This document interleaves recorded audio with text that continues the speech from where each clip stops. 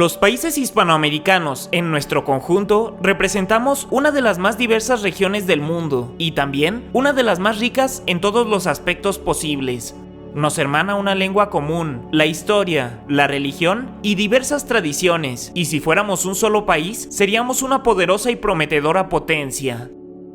Los intentos de unificarnos a todos bajo una sola bandera han sido constantes desde antes de los movimientos de independencia, aunque por diversos factores, esta fabulosa y tal vez utópica unión nunca se ha logrado concretar.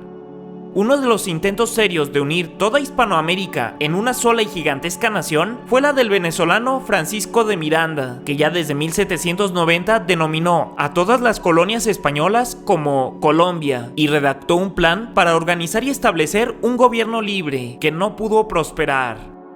El mismo Miranda volvería a hacer otro par de intentos en 1797 y en 1801, ninguno de los cuales se concretó, pero sembró la idea de libertad en cientos de mentes. En la época de independencia regional, que corre desde 1808 hasta 1826, hubo una unión generalizada provocada por un enemigo común, la corona española. Durante ese periodo todos éramos paisanos, amigos y aliados en una causa común de independencia, mandando ánimos y reconocimientos constantemente entre nosotros para continuar la lucha. Se podría pensar, dada esta fraternidad, que era cuestión de tiempo para que la unión sucediera. Además, había otra buena razón para unirnos después de expulsadas las autoridades españolas de tierra continental.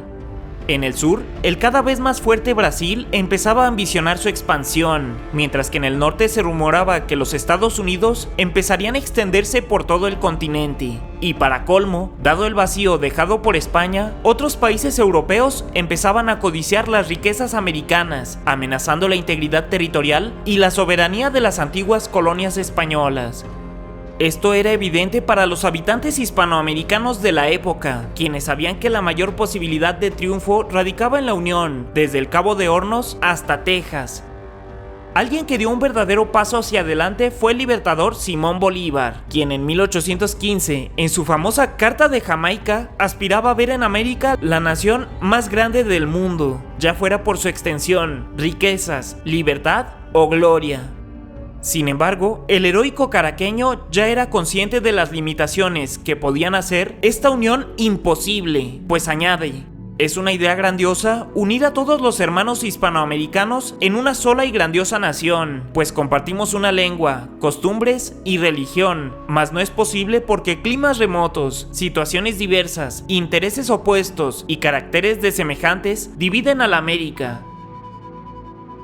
Aún así, Bolívar no perdió la esperanza y realizó varios intentos para unir a todos los países posibles bajo una misma bandera, llegando a su cenit en el Congreso de Panamá de 1826, donde los gobiernos invitados fueron Perú, Centroamérica, México y Colombia, y en donde se discutió la unión perpetua para hacerle frente a la amenaza de la Santa Alianza, la poderosa unión entre Austria, Rusia y Prusia, que podría aventurarse a las tierras americanas.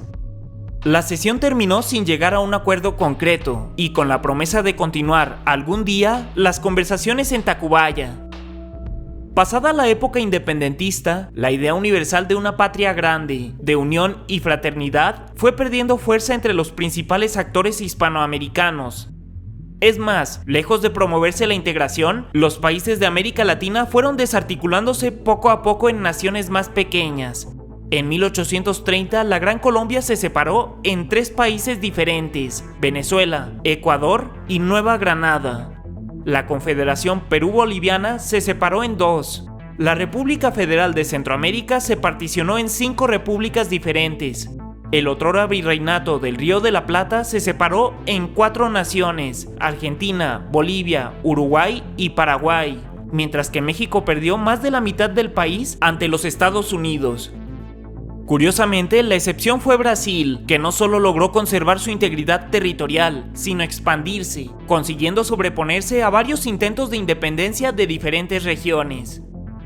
Esta reducción de las grandes naciones hispanoamericanas en otras más pequeñas, débiles y manejables obedeció tanto a los intereses externos de las grandes potencias de evitar a toda costa un solo, poderoso, rico y fuerte gobierno en Hispanoamérica que pudiera rivalizar con ellos, y por otro lado a problemas internos, principalmente ocasionados por pequeños grupos de poder que se negaban a perder sus privilegios.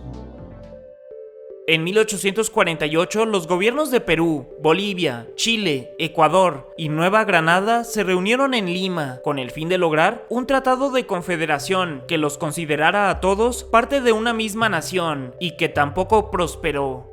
En 1856, y ante las constantes actividades independentistas impulsadas por el filibustero estadounidense William Walker en Centroamérica, se firmó el Tratado Continental, que fijó las bases para la unión de Chile, Perú, Ecuador, Bolivia, Costa Rica, Nicaragua, Honduras, México y Paraguay, que no fructiferó.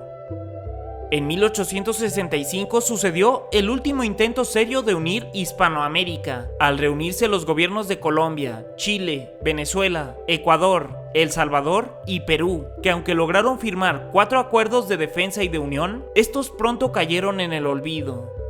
Después de concluida la Guerra Civil de los Estados Unidos, se impuso desde Washington la Unión Panamericana, que no era otra cosa que una coartada para iniciar el expansionismo económico estadounidense por toda Latinoamérica. De esta forma se lograron imponer grandes monopolios extranjeros por todo el continente, que contribuyeron a aumentar la desigualdad social y a crear nuevos grupos de poder.